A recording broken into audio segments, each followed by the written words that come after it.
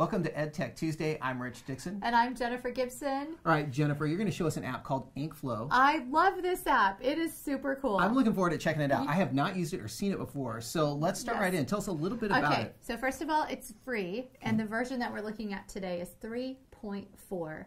And it does have some in-app purchases. We'll talk a little bit about those as we get into the app itself. So let's open it up. Okay.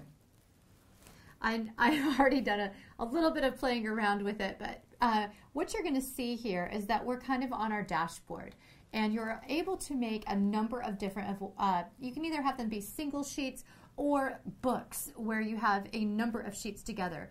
In the free version, you are limited to how many pages the books have, and in the fee version, you get unlimited. So that is one thing to note. Let's go ahead and take a look at the book that I was working on last night.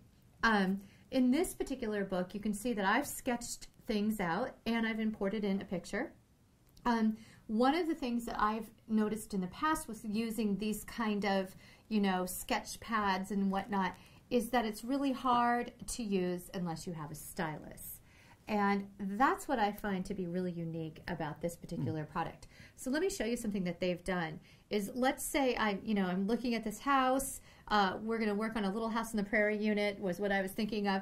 And so I can zoom in. Notice how it's taking me to zoom in here. So now I have some control over even just using my finger. And let me go ahead and write something like, I can start to do cursive and really get a, you couldn't do that on some of the old apps because it would just be your entire page. And maybe we do something here versus, let's say today, we're going to do some kind of comparison here.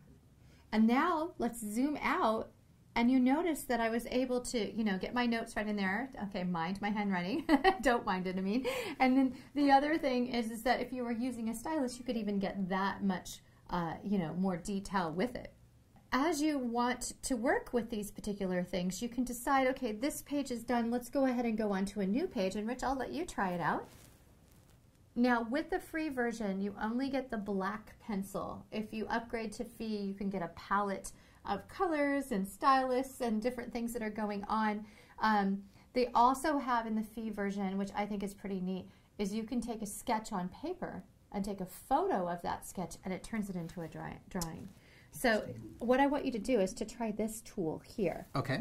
Go ahead and go around the area, maybe not even the entire area, and now you can take and move this shape.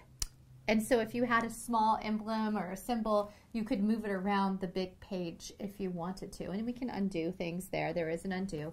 And I just think there's a lot to this. So, Rich, one thing that you might notice is this little tiny grayed out area at the bottom here. Why don't you go ahead and put that on? Okay. What do you think that is? Okay, I am guessing based off of other note-taking apps that I've used before that this is a palm rest where you can put your palm on the screen but still be able to write without making a mark. Because sometimes if you didn't have that and you put your palm down and you start writing, you'll see the screen moves around and whatnot. I think that's super useful. All right, I do too. It's neat. I love it. Okay, let's talk a little bit about some of the icons at the top menu here. We talked about the arrow at the top of the page that allows us to, sketch more ideas that go with the theme that we're working on. We can also add here text and pictures. So go ahead and select text. Gives us a text box, and we're able to now start typing. Right? Okay. Okay, and we can just go ahead and put done. And then let's look here. You can click on this, and then you can import in a picture, and then you're able to annotate that picture. Now, I do see that there's a social media connection here with Instagram. There is. Talk about that. Well, basically, it's taking the Instagram pictures that I have already posted onto my Instagram account. So it's going into that file. It's not going to Instagram in and of itself. It's just the pictures. And then Repix is another app that I use for doctoring up pictures. So that's what that is. So you are not going out live into a social media area, just things that you've created. And then there's also a gallery that takes you back to our original page. And so our menu of different pages here. So you can search by date and name because you could have a lot of different ones here. Here's another book that I made. I brought in a picture. Here we go. We've got planning for the new school year here. And you can see that, you can bring in all kinds of pictures. And you also actually could do something like a narrative where students could, put in their pictures, they could write about it, they could even bring in photos from a historical time period and create a journal. Let's take like Amelia Earhart, and they could create her journal from their research and perspective they've done on her. Okay, Jennifer, I'm seeing the share icon. What options are available there? Let's go ahead and take a look at it, because under the share icon, they've actually put a lot more than you normally see there. So you can see email and export to another app that you might already have. You have tweet. You could tweet your photo that you've created and save it into your pictures. You can lock it so that it is safe and your fingers aren't causing marks. Also, this is one that I like, Rich. Take a look at that. Oh, this is interesting. This is nice because it provides a number of different backgrounds, paper styles.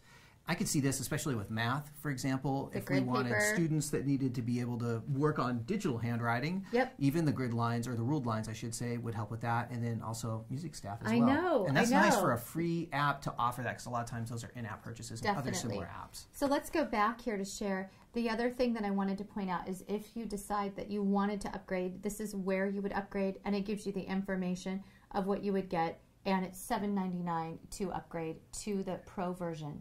You might not want to do that, and that's okay. I think you can get a lot out of this app anyway. Excellent. Well, Jennifer, let's go back to the gallery real quickly, and I think I saw an options button here, the gear button. What do we have there? Why don't we go ahead and open it up?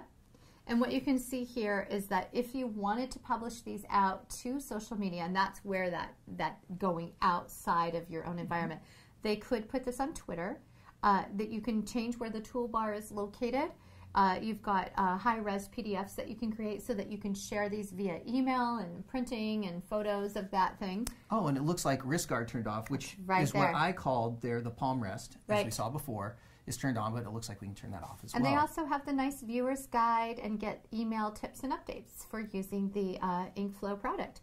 I think this is just a great app, and it gives you a lot of interesting things that you can do, but the thing I like the most is the control that you have even with just your finger and being able to write on paper an idea and create drawings.